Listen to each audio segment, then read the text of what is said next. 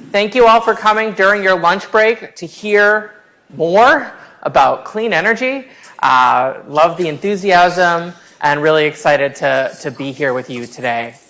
I'm going to talk a little bit about, well, this book, which is called Discipline Entrepreneurship for Climate and Energy Ventures, which is a how-to book for starting ventures in the climate and energy space. All the important trends you've been hearing about, a lot of the folks you've been hearing from are themselves startup founders. There's a unique journey that I'll tell you about to starting ventures in this particular space. And this book is the first entrepreneurship book to specifically address that journey.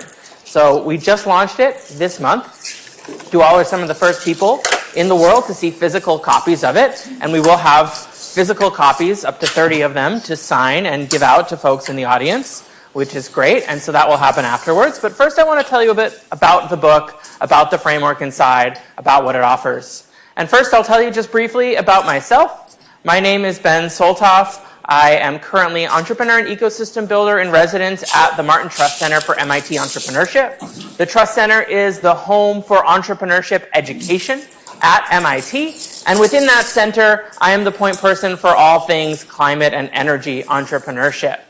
What is my background? How did I get to this point? Initially trained as a forest ecologist. That's real footage of me in the forests of New England, out measuring and talking about trees. Also did some scientific research in the Duke Forest in North Carolina. But I moved from ecology into climate policy. How do we not just understand ecosystems, but address some of the things that are endangering ecosystems? Worked in climate policy at a bottom-up level, from local organizations in the US and in India, also at a top-down level, working with organizations like the World Resources Institute in Washington, DC. And most recently, in addition to being part of some climate tech startups, I've really focused on how universities can be a test bed and a launch pad for ventures in the climate and energy space. Started doing that work right here at Yale. I was a joint degree student in the School of Environment, then called FES, and also the School of Management. So I spent a lot of time in this building. See, we've got some SOM folks here.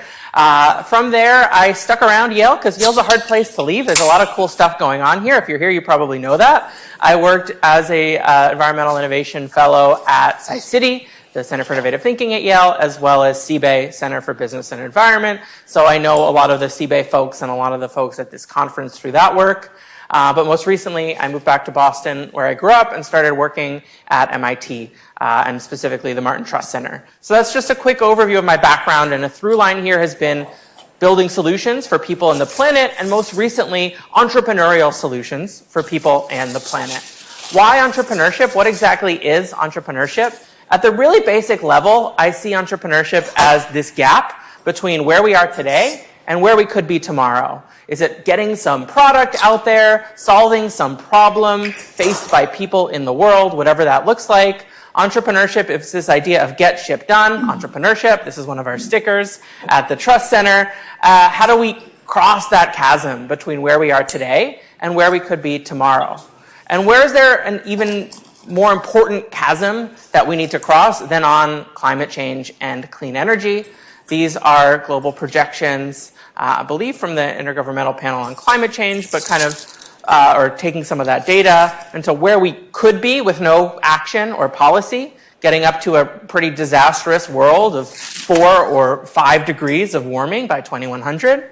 Right now we're on track about 3 degrees, depending on how you look at it.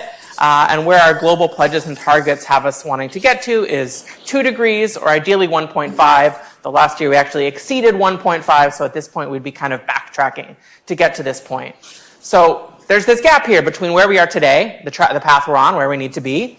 We need to get shit done on climate change and on clean energy and this transition that's happening from dirtier, polluting forms of energy to cleaner and ideally, eventually cheaper and more reliable forms of energy. And it's not just me who says that we need to do this. This is a report from 2018 from the IPCC about different pathways needed to limit warming to that most ambitious goal of 1.5 degrees, which by some measures we've already exceeded. And what I've highlighted here at the bottom, you don't need to understand all of their kind of wonky projections and what goes into these models, But in this report, I found it really notable that each one of their different projections has some role of technological innovation.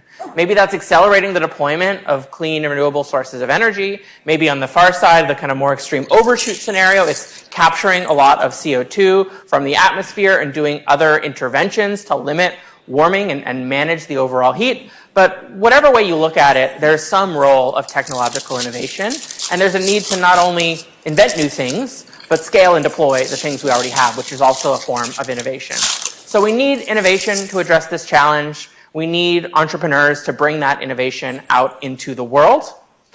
So we can look at climate change, doom and gloom. You know, there's all of these horrific things. We just saw one of the worst hurricanes ever recorded in Jamaica and Cuba, and these effects are real and they need to be dealt with seriously. But you can also put our entrepreneur hat on and say there's an energy transition happening, there's a climate crisis happening, and that means that there's all of these opportunities to innovate and all of these opportunities which can even be lucrative for the entrepreneur to bring forward the solutions that we need for the next century and beyond. The ecosystem for innovation in the US and Europe, that's largely private investment, that has largely come out to support climate and energy innovation. We had this kind of, just before you in this graph, we had this boom of clean tech 1.0. It fizzled out. Some of the expectations of software didn't really apply. But then there was this surge in interest starting around the time that I was here at SOM and YSE, going through the last few years. This is the overall share of private equity and venture capital. And what you'll note here is that even as the overall market shrank because of the global macroeconomy for this investment, the share going to climate and energy continued. So for things like blockchain, you saw kind of a steep decline right away here, and a lot of crypto fintech startups. But the climate and energy ones continue to receive investments. It's dropped down a little bit if you look at just the last year, as more and more has gone to AI and some other things and not much else. But there is still a lot of investment going into climate and energy startups. However, even though there's still 5 to 10% of the overall private equity and venture capital market, entrepreneurship looks different in this particular space. It has what we call in this book a high price of poker. If you think about getting started with a venture like sitting down at a poker game, the ante is low and getting lower for a lot of ventures in traditional software spaces. With AI and generative AI and all the tools that we have, it's easier than ever to start an app, a platform. But a lot of things in climate and energy are physical, hard technologies, often coming out of labs, new innovations. There's some big physical component. It takes a lot of time and a lot of money. And you can think of that as a high ante in this poker game. And there's ways that you can make it a little bit lower and you can accelerate it with some of the innovations that we have, but it's still a much more expensive game to get into than some of the other kinds of innovation that we see, particularly what the other 90 to 95% of private equity and venture capital is going into support. And not only is it a high ante, it gets higher and higher each round. That's also thought of as this metaphor of valleys of death. As you go from a promising idea to a first prototype to a commercial pilot and eventually full-scale deployment, each of those steps requires astronomically more time and money to make happen, and a lot of startups are not able to get the financing to get across these valleys of death. And so you see a lot of good innovations, a lot of good breakthroughs fail at any one of these particular points because they can't get the resources together to get from one stage to another. So all of this means in the energy space, entrepreneurship is a tough nut to crack. This guy is Ernie Moniz. He is a former physics professor at MIT, started the MIT Energy Initiative. You may recognize him because for a while in the Obama administration, he was the Secretary of Energy. And I also respect him a lot because he's a man who can rock a long haircut, and I think that's a pretty cool thing. But this is what he said about the energy industry. The energy industry is a multi-trillion-dollar per year, highly capitalized commodity business with exquisite supply chains, providing essential services at all levels of society. This leads to a system with considerable inertia, aversion to risk, extensive regulation, and complex politics. Who thinks that sounds like a super fun way to dive in as an entrepreneur? Probably not a lot of you. It's challenging, and it's not easy. But in fact, the same things that present challenges that Ernie Moniz pointed out there also present unique opportunities in this climate and energy sector. And let's break that down. So it's a multi-trillion-dollar industry. It's a big industry that's already proven. That means there's a lot of potential niches, starting points, and beachhead markets for entrepreneurs to gain a foothold. It's highly capitalized. That means customers have money. They have money to spend on good solutions if those can be offered and communicated to them. It's a commodity business. Often what you're selling in this space is a commodity, like a physically or chemically identical to what's already on the market. So if you think of an electron of electricity or a kilogram of fuels or other chemicals, and that means it's very price-based. But if you can achieve a small price-based advantage, you can get past that idea of a green premium or quality or reliability. If you can provide something that's provably better than the status quo, you already have a proven market for what you have to offer. Exquisite supply chains. There's often a lot of middlemen, often many levels of middlemen. So if you can start producing something locally, transporting it yourself, or cutting out a lot of those middlemen, there's opportunity for you to have shortcuts, disruption, create advantage and opportunity that way. Essential services. People need energy. People need materials, chemicals, fuels. All of the things that we use in our lives are powered by these things. So there's a strong need. It's not like developing a new app where you have to convince someone to go onto the App Store and download it and say, this is going to be transformative for your life and somehow. If you're able to provide one of these things in the climate and energy industry, it often is already proven and there's already a strong need, lots of pain points. Considerable inertia. The companies in this space are not young companies. If you think about the tech space, a lot of the dominant players now didn't exist or were startups themselves just 10 or 20 years ago. If you think of the Amazons and the Googles and the Metas, these are all pretty young companies. The dominant players in the energy industry are the big oil majors, these huge companies that have been around, electricity utilities. They've been around for a century or more, many of them. And that means they're not used to being innovative. They're not used to being nimble. And as these new opportunities come along with the energy transition and addressing climate change, there's opportunities for startups to outmaneuver them, move quickly, and more quickly capture these new opportunities. Then extensive regulation and complex politics. We know this better than ever in the US right now. This is a world where you cannot get out of policy and politics. It is very real and present. It has come up throughout this conference. However, if you understand how that landscape works, if you understand who the power players are, even in your state, local, municipal environment, you as a startup can still find cracks and opportunities, and sometimes you can find them more quickly or better than the incumbents in this space. So it's a different space to enter than those who are going into tech, software, or consumer-facing, B2B SaaS, that kind of thing. But there are unique opportunities here for entrepreneurs. I often get asked what entrepreneurs need to succeed in that space, and the fundamentals remain the same.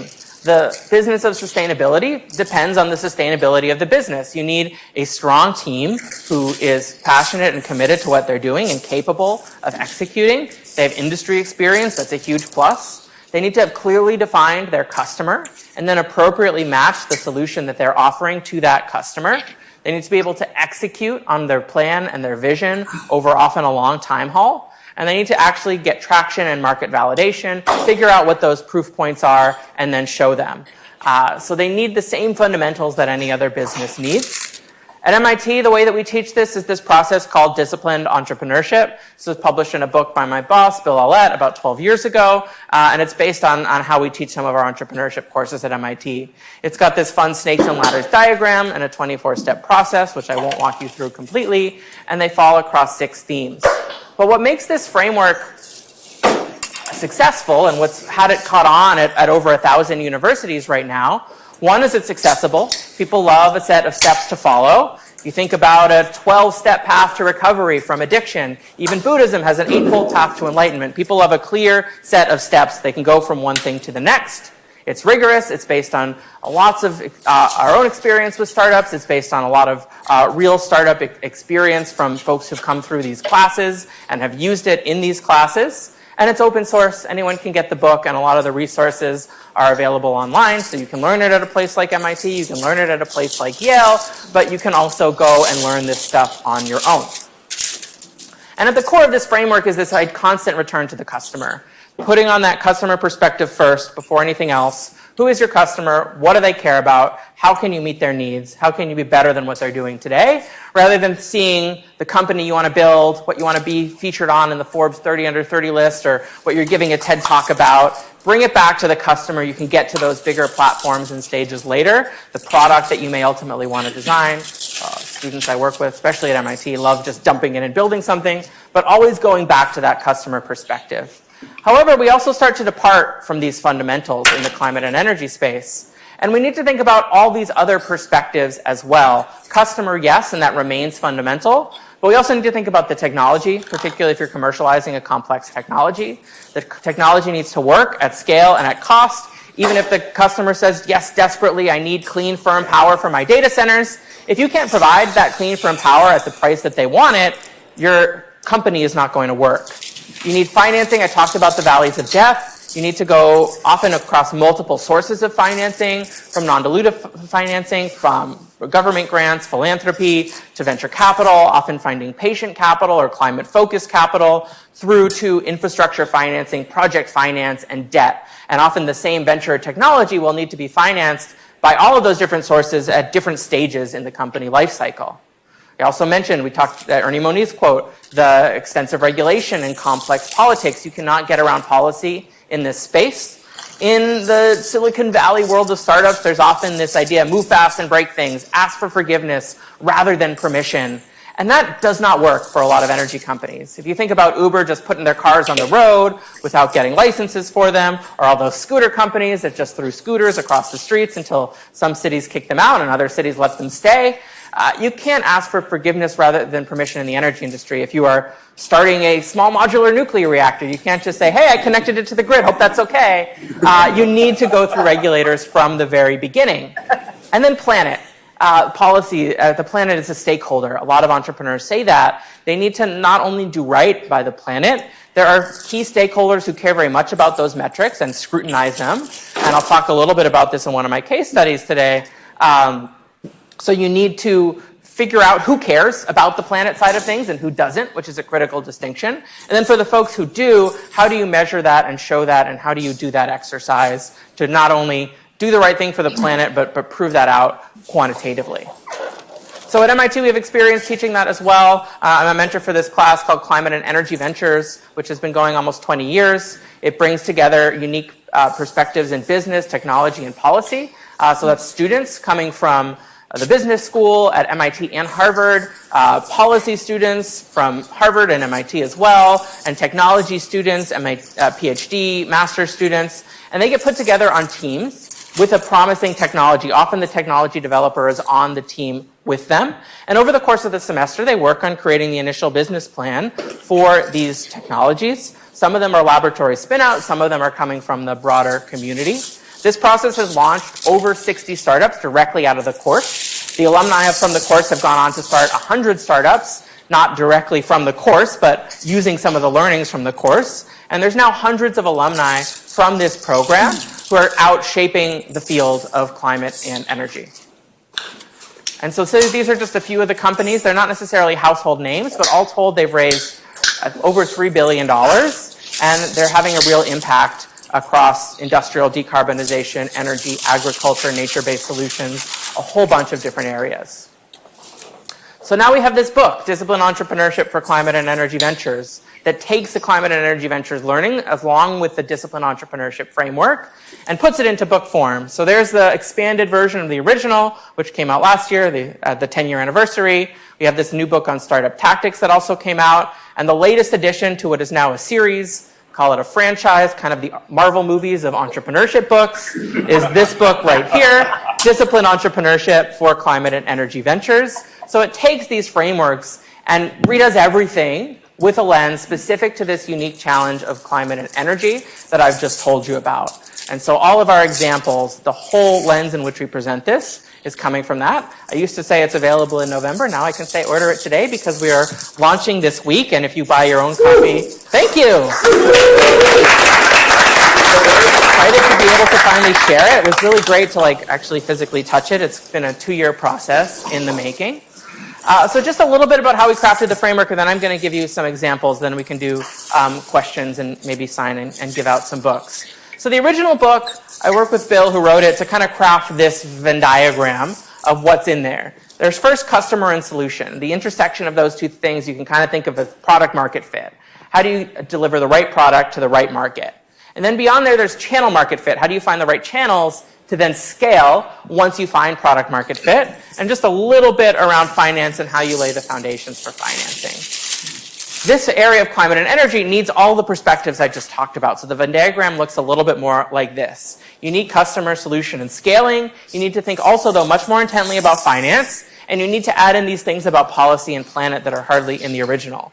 And once you come together at that intersection, you're at what I call the people, planet, profit sweet spot, borrowing those terms from the triple bottom line, where you're able to build a company that can scale, that can be profitable, that can be meaningful for the world. You can apply some of these in nonprofits and other ventures as well, but you need to get to this space where it's something that's financially sustainable, ecologically sustainable, and sustainable for humans and communities. And that's what we get at this intersection. And we also need to think about this one other thing before all that, which is what problem are you solving in the first place? I've actually started a new class at MIT that's specifically about this area. How do you find the right problems to solve? And that's kind of, if you think of the Venn diagram, looks a little like a flower. The problem exploration is the fertile soil in which you have to plant the seed for the flower to grow in the first place. And these things constitute the 7 themes of this book right here. First, what problem should you solve? Is it fit for purpose, the solution itself, and timed appropriately? Who's paying for it? What are they paying for? Why and how? How do you finance it across those different stages, across the different pieces of the valley of death? Is policy in your favor? How can you even shape policy into your favor? If it works, does it matter for the planet? And then how do you do all of that and build it at scale to really achieve the impact that you can potentially achieve? So this all comes together in a set of 24 steps. From the original, 24 was a really good number. It's a round number. It's the number of hours in a day. We had 27 at one point, and we cut it to 24. One, because there were things that we could compile, but I think 24 gives enough depth and enough that you can really cover here, and just a good number to stick with and stay on brand. So we have each chapter here is a step. Each chapter goes over why is this step important, what do you need to think about for this step. It gives you actual concrete exercises that you can do if you're working on a startup, and then examples of companies and how they dealt with that particular step. So I want to do a couple steps and share a couple of them with you, because I think the value of this framework is once we really get into the meat of it. I'm going to share 2, and these, not completely coincidentally, both have case studies of folks that I've worked with while I was in the Yale ecosystem. So jumping to step 10, the original framework really focuses on a beachhead market, the starting point where you land and expand your first customer or your first group of customers. And we agree that there needs to be a beachhead market in this one, but we also need to think about the full timeline of starting your venture. And so it's not just about deciding your beachhead. You often need to decide stepping stones from your beachhead to some kind of big prize or big opportunity. And that big prize, that big opportunity, that's what makes the whole thing worthwhile. It's the light at the end of the tunnel. This is often what investors are most excited about. It may even excite your team as the big vision. And I see a lot of companies who determine the big prize first. It's what makes their technology worth pursuing or their idea worth pursuing. And then they work backwards on their stepping stones to a big prize. So the beachhead market needs to be, it's not necessarily the big prize. It's something that you can reach with the kind of simplest version of the technology. You can often offer small quantities with a high willingness to pay. I heard this come up in the molecules panel earlier this morning. Beachhead market often is folks who are going to pay a premium for a small amount. Then you can move to these middle stepping stones, a reasonable place to get to from that initial beachhead. It enables your tech to develop to the next level. It enables you to achieve that next piece of scale without jumping completely to that big prize opportunity. Maybe it's at least start selling more quantities, getting more revenue. And then you get to the big prize. That should be a huge market, huge impact opportunity. Doesn't need to be immediately accessible. And thinking about this in terms of stepping stones can be a really good way to reconcile between a big, ambitious goal and what you actually need to do in the short term. And sometimes that can look really different, particularly in terms of the customers you're serving. And I think this is a great example. Air Company, I think, came up in the panel this morning, but not in a lot of depth. So this was technology developed by Staff Sheehan when he was at Yale. He was a PhD student here, and he had this catalytic technology that could take CO2 and hydrogen, and it could turn it really effectively into ethanol with also some hydrocarbons in there. So those of you who know chemistry and you're thinking what a big prize here might be, it's pretty clear to the staff and the folks he was working with early on that fuels were the big prize. You can make ethanol, it's a precursor to a lot of fuel. Hydrocarbons, these are the components of fuels. We need sustainable aviation fuel and other sustainable fuels. However, he also knew that he couldn't even produce enough fuel for a test batch for an initial pilot at the early stage of the technology, and also could certainly not produce it at a reasonable cost. So I started thinking, okay, what can we do before we get to fuels? What can we make as our potential stepping stones? And they actually listed out, which I've recreated here, the price per gallon of different applications. So the cheapest, talking commodities here, is fuels. So here's large quantities, low prices for automotive fuel, jet fuel, and ethanol and your cleaning products, a lot of the things that you use inside your house and also industrial cleaning, they use ethanol. Hand sanitizer gets a little bit higher in the pricing. Spirits, like spirits that you drink. Cosmetics, even more so than that. And then at the top of the pyramid here is perfumes and fragrance. Who would want to jump right to perfumes here? Some of you. There's good reason. It's quite high margins, quite high premium. Does anyone still want to just go right to fuels? What about cleaning products and hand sanitizer? A few of you. What about spirits that you drink? A few of you. They're kind of a mix here. There's strong cases. There's not necessarily right answers. Some of you may know where Air Company started. Does anyone know the Air Company first product? Perfume. Not perfume. They did get there. Alcohol. Yes, it was. They started in spirits. Now, I said spirits here, and they went specifically with vodka. Does anyone know why vodka as opposed to other spirits? Volume? Volume? Volume's pretty similar across all of them. And, we're talking spirits relative to fuels. Simple. Simple. It is very simple. You're eating fast, you don't taste it, it's bad. Yeah, it's not. Time to market. Time to market. I think the whole thing with spirits is quick time to market. The really big thing here, what was it? Proximity to customers. Proximity to customers. The really big thing was just that they could call it vodka. Most spirits out there, you can't call it that particular name unless it comes from a particular source. So gin needs to have juniper berries involved. Whiskeys need to have either corn or wheat, depending on what kind of whiskey it is. Tequila needs to come from agave. Vodka can come from whatever. And so the only options that they had here were vodka or generic alcohol spirit. And they're trying to do small quantities, high premium. There's a marketing play for this initial customer. And so in this case, they need to call it something that's recognizable. And he actually works with the brand director of Smirnoff to sell an air-based vodka. They're in New York City at this point, and so they're selling it to bars in Brooklyn. And they're able to sell it as fast as they can make it. They can sell it for $100 a bottle or more. They can sell it almost at the cost at which they're producing it, which they certainly wouldn't have been able to do with fuels, given that it's a commodity business. And this is when I first heard about Air Company. I was working here at Yale. I was at CBay in Sci City, and I read about it because they got a lot of publicity. And my first thought was, that is the stupidest thing I've ever heard. Because all of the news was, you're going to save the world with vodka. Drink this, take a shot and save the planet, which is stupid. But the point that I didn't realize from the news articles until I actually met their team was that this was always just a beachhead market and that first stepping stone. And they were never trying to be a vodka company, primarily. The vodka was a stepping stone to prove out the technology, to sell it in those small quantities and high premiums, so they can go to the next thing. This was around 2018, 2019, they were doing this. Conveniently, COVID happened. Well, for them, maybe not anyone else. But they could make hand sanitizer. They're already thinking about it, and suddenly the world was buying hand sanitizer, and it's flying off the shelves. So they start selling a hand sanitizer. So they had been selling to bars mainly, though there was some direct-to-consumer. They do this largely direct-to-consumer. Then they go to the perfumes. The reason they didn't go to the perfumes right off the bat, even though it's exciting, is that some folks mentioned simplicity.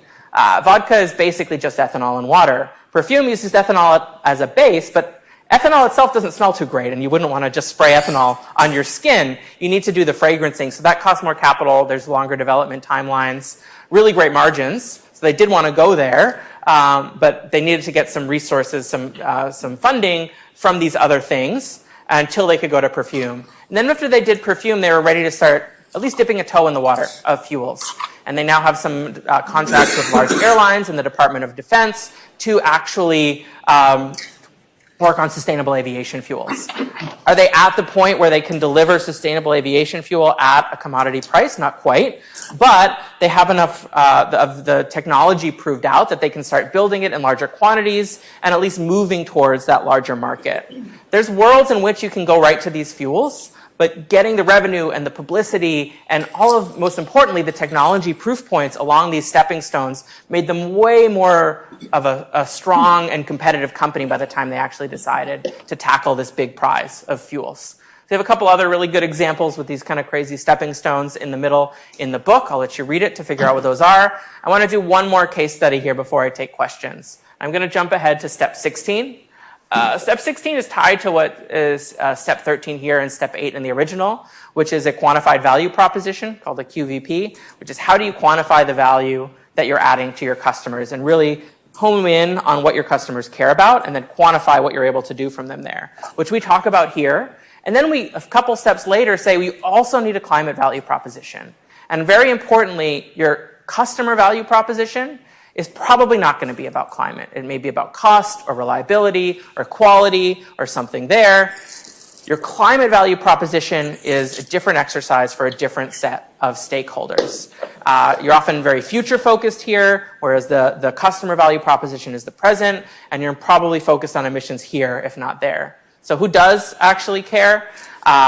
Your customers may care. It may not be their top priority, but it's something they're interested in. It's something that may be motivating them to be moving away from the status quo at some point. Maybe they have sustainability targets. Maybe they're just kind of curious about it internally. Maybe they're even regulated to consider it. So it may not be their top priority, but they care. Investors care about it. There's a lot of climate-oriented investors. Not all investors, but there are investors who very specifically look at and quantify the climate value proposition. Huge for employees. It can be a great way to attract and retain talent. There's a lot of companies out there who, when their materials to customers, don't mention climate at all. And in all their job posts, it's the first thing in the top line. Because the people who want to work there want to be doing something good for the planet. The customers, though, want to make sure that it works for their systems, that it's at a reasonable cost and not too burdensome for them.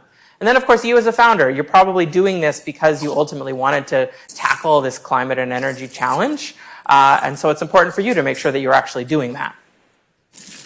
So we have this kind of measurement, which I won't go into too much depth here of how you measure it. There's a lot of very detailed methodologies which we mention and link to. But the idea is, if you look at it in terms of emissions, you can also think about it in terms of emissions removal or even reduced warming or just general harm.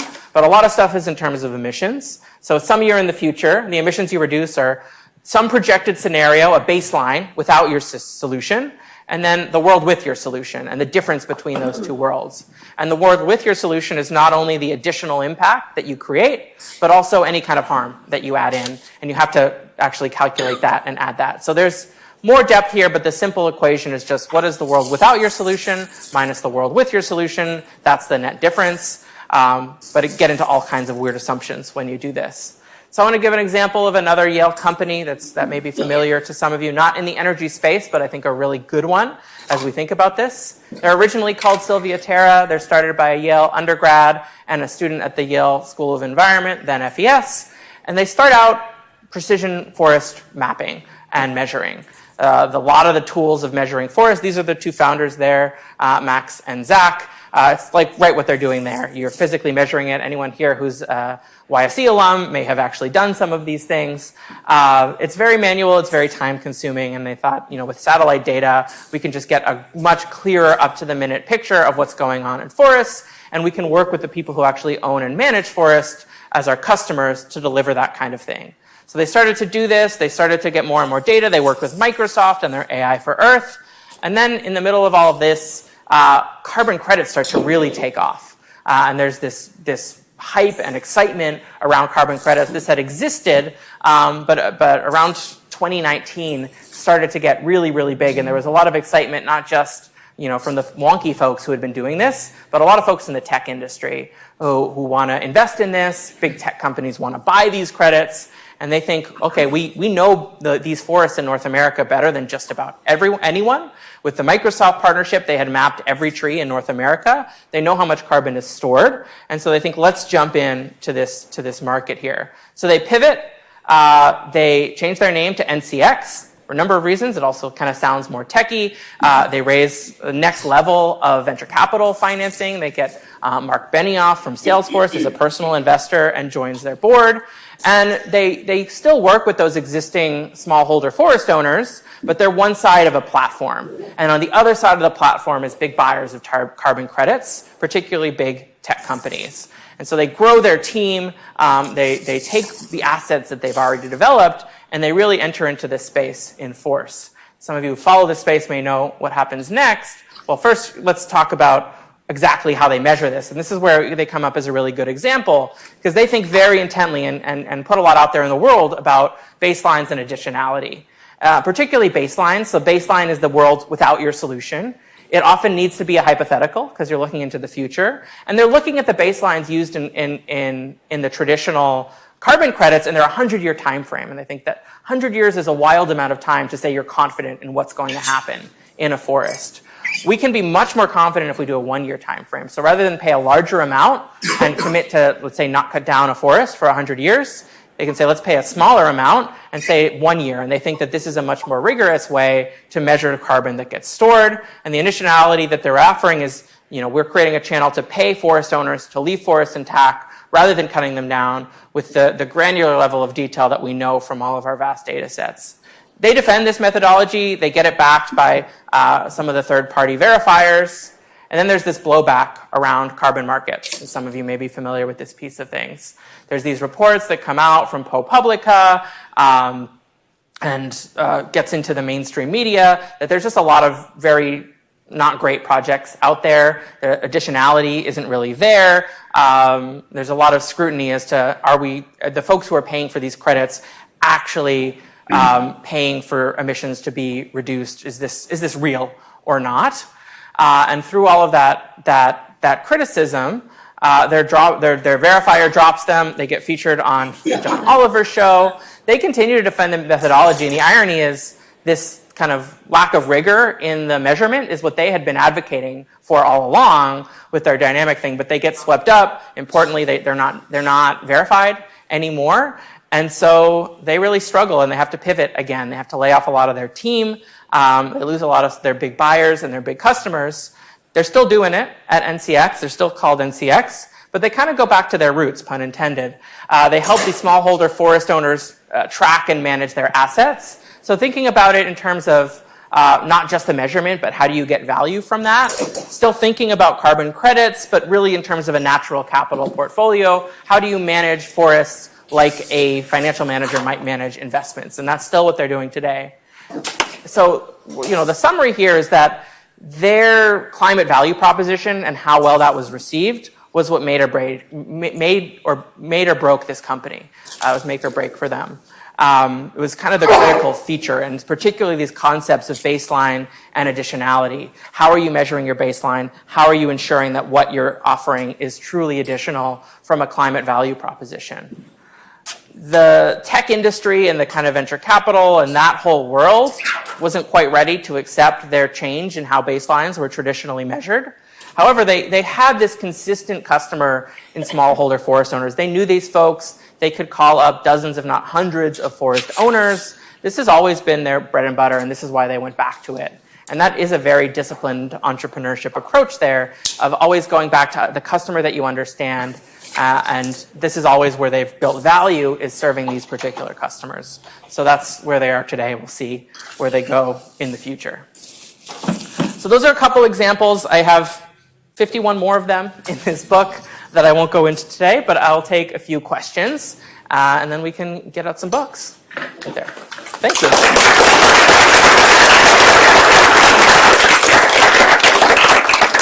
How does the company manage the issue of motivation? I mean, I guess, let's say there is a chemist, you have a PhD, They develop amazing new technology, and suddenly they tell them or the whole team, well, you're going to sell vodkas. Yeah. So I'm not sure if Spanish people are motivated enough, and then, well, now you're going to sell perfumes. And each is a different segment, different markets, different communications. So how does the core team, which are the chemists, feel about that? I think it's a great point, and I think managing a team is critical here. And a lot of the early team growth for these kinds of companies is on the engineering side and on the technical side. And that's why we frame it as the whole journey. Because if you do go out and say, you know, we're a vodka company now, the chemists on the team are going to react the same way I did when they first heard it.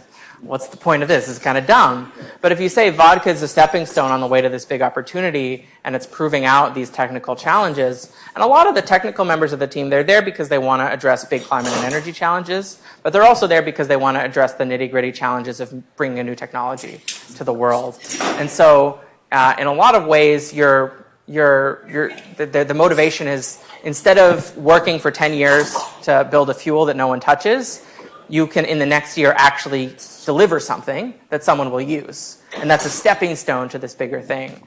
And so I think there can be a really strong motivation of you're actually making something that someone's going to buy and use today or very soon, rather than, you know, just kind of doing this research that seems almost theoretical because you're so far out from actually delivering something. So even if I think people are excited about something tangible. Like, I wrote a book, I can say that, you know, it's really exciting to see your work physically out in the world. And so having these stepping stones enables you to do that sooner than you would have otherwise. Victor, lots of questions, Victor.